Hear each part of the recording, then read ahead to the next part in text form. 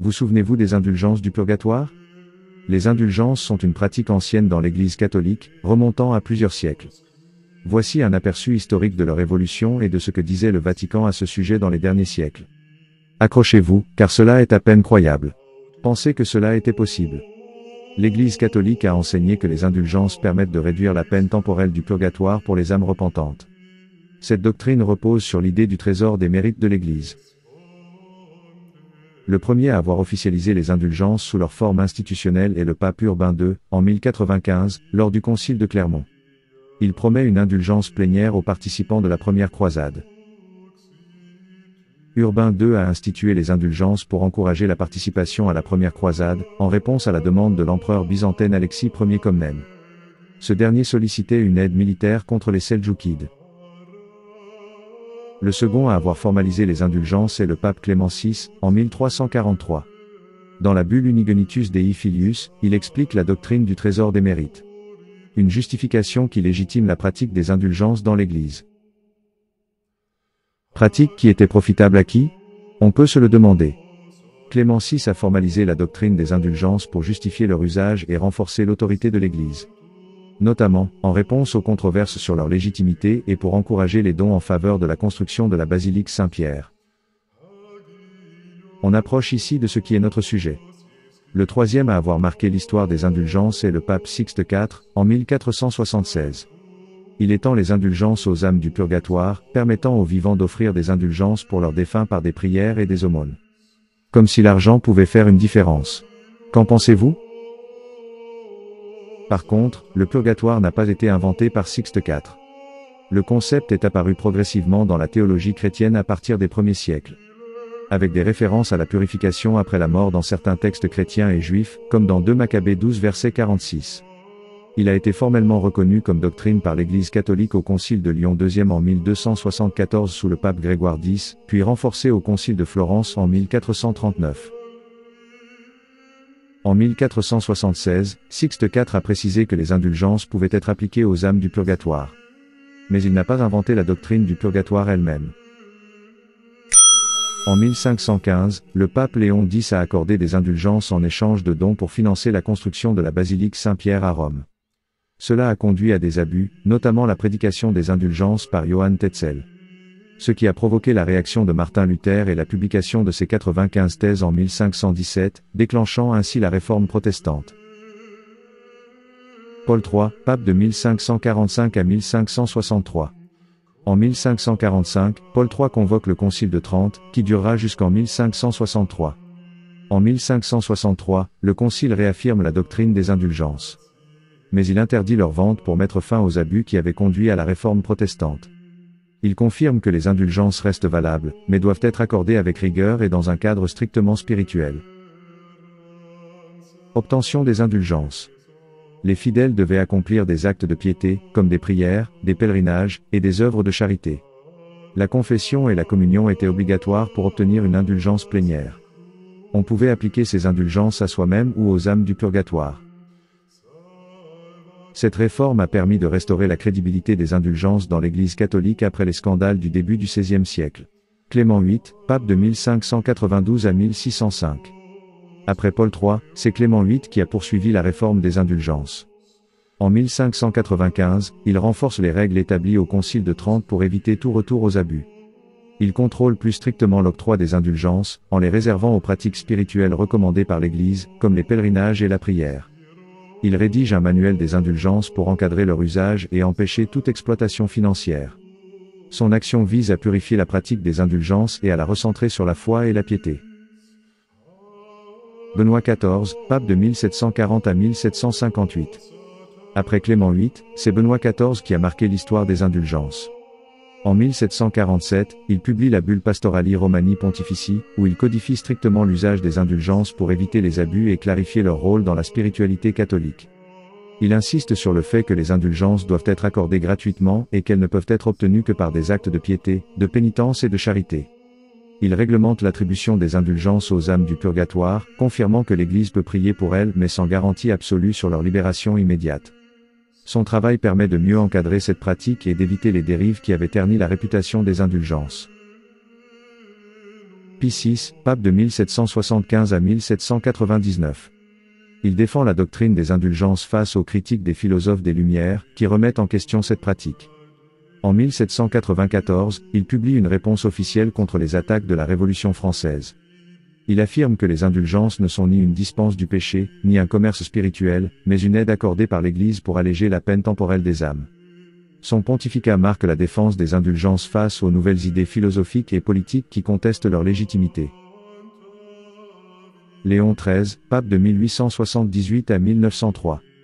En 1898, il publie la Constitution apostolique Indulgentiarum Doctrina, où il réaffirme l'importance des indulgences dans la spiritualité catholique. Il encourage la prière et les œuvres de charité comme moyens privilégiés pour obtenir des indulgences. Il promeut plusieurs pratiques indulgentiées, notamment le rosaire et l'adoration eucharistique, pour encourager une vie chrétienne plus fervente. Son pontificat marque une période où l'Église insiste sur les indulgences comme un moyen de renforcer la piété, tout en évitant les abus du passé. Pie X, pape de 1903 à 1914. En 1903, il entreprend une réforme pour simplifier le système des indulgences. Il supprime plusieurs pratiques complexes et clarifie leur attribution. En 1905, il favorise les indulgences liées à la communion fréquente, encourageant les fidèles à recevoir l'Eucharistie plus souvent. Il insiste sur le fait que les indulgences doivent être comprises comme un moyen de croissance spirituelle et non comme un simple rituel mécanique. Son pontificat marque une volonté de rendre la pratique des indulgences plus accessible et centrée sur la foi vivante. Benoît XV, pape de 1914 à 1922. En 1917, il intègre les règles des indulgences dans le Code de droit canonique. Il établit des normes claires pour éviter les abus et harmoniser leur application. Il encourage les indulgences liées à la prière pour la paix, en raison de la Première Guerre mondiale. Il insiste sur l'importance des indulgences offertes pour les âmes du purgatoire, particulièrement dans le contexte des nombreux morts du conflit. Son action vise à rendre les indulgences plus rigoureuses et mieux encadrées tout en les reliant aux préoccupations spirituelles de son époque. Pie XI, pape de 1922 à 1939. En 1925, il publie la bulle Quas Prima, instituant la fête du Christ roi, à laquelle il attache des indulgences. En 1931, à l'occasion du 1500e anniversaire du Concile d'Éphèse, il accorde des indulgences spéciales aux fidèles qui prient pour l'unité de l'Église. Il encourage les indulgences attachées aux actes de piété traditionnels, comme le rosaire et l'adoration eucharistique. Son pontificat renforce l'usage des indulgences pour encourager la prière et la dévotion, en les liant à des célébrations majeures de l'Église. Pie XII, pape de 1939 à 1958.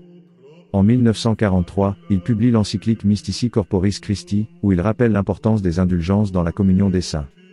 En 1950, lors de la proclamation du dogme de l'Assomption, il accorde des indulgences spéciales aux fidèles qui participent aux célébrations. Peut-être avons-nous ici une autre forme de paiement ? Certes, sans argent, mais en prière. Il encourage les indulgences pour les défunts, notamment à travers la récitation du chapelet et les prières pour les âmes du purgatoire. Son pontificat renforce la place des indulgences dans la vie spirituelle des catholiques. Il insiste sur leur rôle dans la prière et la solidarité avec les âmes du purgatoire. Après Pie XII, c'est Jean XXIII qui intervient sur les indulgences. En 1960, il publie une révision du manuel des indulgences, clarifiant certaines pratiques et supprimant des indulgences désuètes. Il accorde des indulgences spéciales pour les fidèles participant activement au Concile Vatican II, de 1962 à 1965. Il met l'accent sur l'aspect spirituel des indulgences, les reliant davantage à la prière et aux œuvres de charité. Son pontificat amorce une transition vers une réforme plus profonde des indulgences, qui sera poursuivie par son successeur. Paul VI, pape de 1963 à 1978. Après Jean XXIII, c'est Paul VI qui intervient de manière significative sur les indulgences. En 1967, il publie la Constitution apostolique Indulgentiarum Doctrina, qui réforme en profondeur la pratique des indulgences. Il supprime le système des indulgences numérotées, comme 300 jours d'indulgence, pour éviter les malentendus. Il recentre les indulgences sur la conversion intérieure, la prière et les œuvres de miséricorde. Il établit une liste révisée des indulgences, ne conservant que celles véritablement significatives pour la vie spirituelle des fidèles. Son pontificat marque une modernisation des indulgences, les rendant plus accessibles et mieux comprises dans le cadre du renouveau théologique du Concile Vatican II. Jean-Paul II, pape de 1978 à 2005. Après Paul VI, c'est Jean-Paul II qui intervient sur les indulgences. En l'an 2000, lors du jubilé de l'an 2000, il accorde des indulgences spéciales aux pèlerins se rendant à Rome et à ceux qui accomplissent des actes de piété spécifiques. Il réaffirme l'importance des indulgences comme un acte de foi et de miséricorde, en insistant sur leur lien avec la confession et l'Eucharistie. Il encourage leur usage dans le cadre de la prière pour les âmes du purgatoire et des grandes célébrations de l'Église. Son pontificat maintient les indulgences dans la tradition catholique, tout en les adaptant aux réalités spirituelles contemporaines. Benoît XVI, pape de 2005 à 2013. Après Jean-Paul II, c'est Benoît XVI qui intervient sur les indulgences. En 2007, pour le 850e anniversaire de la naissance de saint François d'Assise, il accorde une indulgence plénière aux pèlerins visitant Assise. En 2008, lors du Pauline année dédié à saint Paul, il offre des indulgences spéciales aux fidèles accomplissant des actes de prière et de pèlerinage. Il rappelle que les indulgences ne sont pas automatiques, mais nécessitent une vraie conversion du cœur et la pratique des sacrements. Son pontificat continue d'encourager les indulgences dans un cadre spirituel renouvelé, insistant sur leur lien avec la foi et la vie chrétienne authentique. François, pape depuis 2013 jusqu'à aujourd'hui. Après Benoît XVI, c'est le pape François qui intervient sur les indulgences.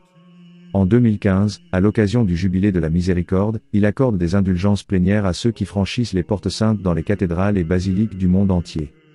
Il élargit l'accès aux indulgences, notamment pour les malades et les prisonniers qui ne peuvent pas se déplacer, en leur permettant de les obtenir à distance par la prière. Il insiste sur la miséricorde divine, expliquant que les indulgences ne sont pas un achat du pardon, mais une expression de la grâce de Dieu et du chemin de conversion. Allons-nous dans la bonne direction? Qui sait? Son pontificat démocratise et actualise les indulgences pour les rendre plus accessibles et mieux comprises par les fidèles. Origine du concept du purgatoire. Le purgatoire est une doctrine catholique qui enseigne qu'après la mort, certaines âmes passent par une purification avant d'entrer au paradis.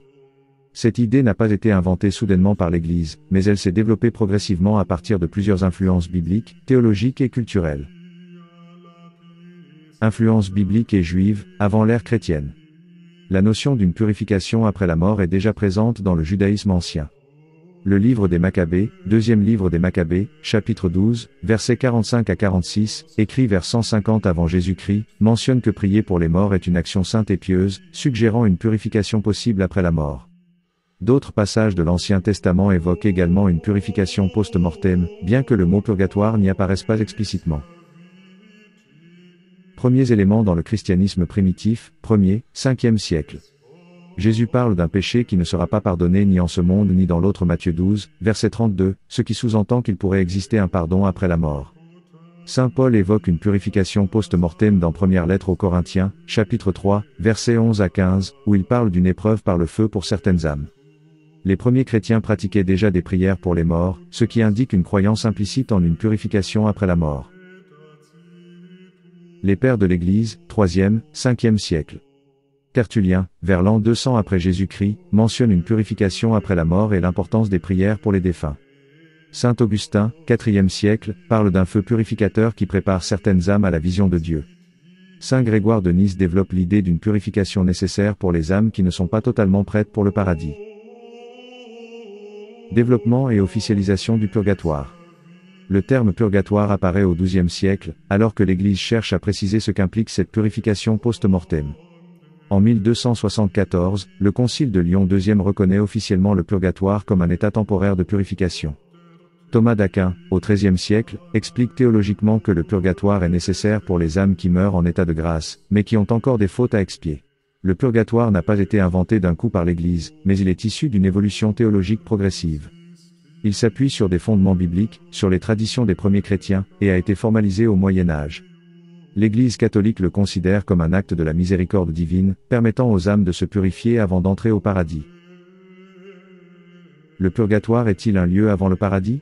Ce que dit l'Église. L'Église catholique enseigne que le purgatoire n'est pas un lieu au sens physique, mais plutôt un état de purification pour les âmes qui ne sont pas encore totalement prêtes à entrer dans la vision de Dieu. Ce que dit officiellement l'Église. L'Église catholique a précisé la nature du purgatoire à travers plusieurs documents et conciles. Concile de Florence, 1439. Il définit le purgatoire comme un processus de purification avant l'entrée au paradis. Il précise que les prières des vivants peuvent aider les âmes à en sortir plus rapidement. Concile de Trente, 1545 à 1563. Il réaffirme que les âmes du purgatoire sont assurées d'aller au paradis, mais qu'elles doivent être purifiées avant. Il rejette l'idée protestante selon laquelle il n'existerait que le paradis et l'enfer sans purification intermédiaire. Bien que l'Église ait parfois parlé du purgatoire comme d'un lieu dans l'histoire, elle insiste aujourd'hui sur son aspect spirituel plutôt que matériel. À plusieurs moments de l'histoire, il y a eu une confusion populaire entre le purgatoire et l'enfer. Surtout dans les périodes où l'enseignement religieux était moins bien compris ou lorsque l'imagerie religieuse renforçait cette idée. Description similaire dans l'iconographie médiévale. Au Moyen Âge, les représentations artistiques du purgatoire montraient souvent des âmes plongées dans les flammes, très similaires aux représentations de l'enfer. Certains tableaux et fresques représentaient des démons tourmentant les âmes du purgatoire, ce qui renforçait l'idée qu'il s'agissait d'une punition comparable à l'enfer. Cela a pu faire croire à certaines personnes que le purgatoire était une version temporaire de l'enfer. Mais dans la réalité des faits, qui peut savoir? Manque d'explications théologiques accessibles au peuple. Beaucoup de fidèles n'avaient pas accès aux textes théologiques et se fiaient aux sermons et aux images. L'éducation n'était pas accessible à tous. Les prédicateurs, notamment au XVe et XVIe siècle, insistaient sur les souffrances du purgatoire pour encourager les prières et les indulgences. Ce qui a pu renforcer la peur du purgatoire comme un enfer temporaire. Des saints comme sainte Catherine de Gênes ou sainte Faustine ont eu des visions du purgatoire. Dans ces visions, les âmes souffraient dans un feu purificateur, ce qui pouvait être interprété comme une peine similaire à celle de l'enfer. Cependant, ces visions insistaient sur une différence clé. Les âmes du purgatoire sont certaines d'entrer au paradis, contrairement aux damnés de l'enfer. Différence doctrinale claire. Le purgatoire n'est pas une punition éternelle, mais une purification temporaire. L'enfer est définitif, tandis que toutes les âmes du purgatoire iront forcément au paradis une fois purifiées. Aujourd'hui, la théologie moderne insiste sur l'aspect miséricordieux et purificateur du purgatoire, plutôt que sur un châtiment. Entre 1950 et 1970, il était courant de voir des images pieuses accompagnées d'indulgences pour les âmes du purgatoire. Ces images indulgenciées, qu'étaient-elles? Ces petites images saintes représentaient souvent Jésus, la Vierge Marie, les saints ou les âmes du purgatoire. Elles étaient parfois accompagnées de prières spécifiques, comme le De Profundis ou le Requiem aeternam. Elles portaient souvent une mention du type 300 jours d'indulgence ou indulgence plénière sous condition point. Comme si le temps pouvait compter dans l'autre monde. Certains fidèles les achetaient dans les églises ou les librairies religieuses et les utilisaient pour prier en faveur des âmes du purgatoire. Revenons-nous au passé des achats d'indulgence déguisés? L'achat de ces images était-il une vente d'indulgence? Non, ce n'était pas une vente d'indulgence comme au Moyen Âge, où il y avait des abus. L'image en elle-même n'accordait pas l'indulgence. Mais elle servait de rappel pour prier et accomplir les conditions nécessaires. Confession, communion, prière pour le pape, et autres actes de foi. Cependant, certaines personnes pouvaient mal comprendre. Et penser que posséder l'image suffisait pour obtenir l'indulgence. Pourquoi a-t-on arrêté cette pratique? En 1967, le pape Paul VI, avec la Constitution apostolique Indulgentiarum Doctrina, a réformé les indulgences. Il a supprimé les nombres associés aux indulgences, comme 300 jours d'indulgence, car cela prêtait à confusion. Il a clarifié leur but spirituel en insistant sur la conversion intérieure plutôt qu'un simple acte externe.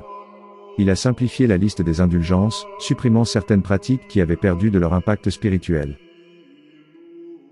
Dans les années 50 à 70, il existait bien des images religieuses liées aux indulgences pour les âmes du purgatoire. Elles servaient à encourager les fidèles à prier pour les défunts et obtenir des indulgences en respectant les conditions requises. Cette pratique a disparu après la réforme de 1967 pour éviter toute confusion sur le sens des indulgences. Je me souviens en avoir vu dans les années 70, et vous? Elle coûtait 10 centimes. Et vous, vous souvenez-vous de cela? Dites-le nous dans les commentaires. Et voilà, c'est tout pour aujourd'hui. Nous espérons que vous avez apprécié cette histoire autant que nous avons aimé la partager avec vous. Si c'est le cas, n'hésitez pas à laisser un pouce bleu, à commenter ci-dessous ce que vous en avez pensé, et à partager cette vidéo avec vos amis. N'oubliez pas de vous abonner à notre chaîne et d'activer la cloche pour être informé de nos prochaines publications. Merci de nous avoir rejoints aujourd'hui, et à très bientôt pour une nouvelle histoire passionnante. Prenez soin de vous et restez curieux.